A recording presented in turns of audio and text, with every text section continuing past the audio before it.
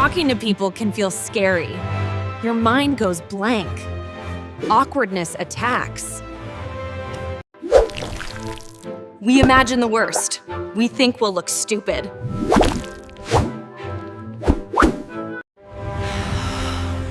Secret number 1, breathe first. Calm your body, calm your brain. Use the 80-20 rule. You listen 80%, you talk 20%. Be curious.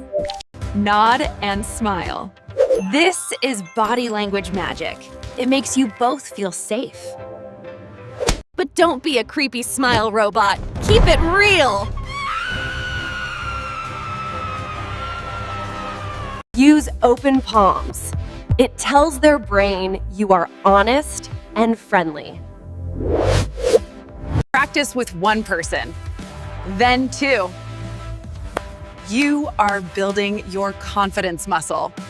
Awkwardness is normal. Use these tools. You got this. Go talk.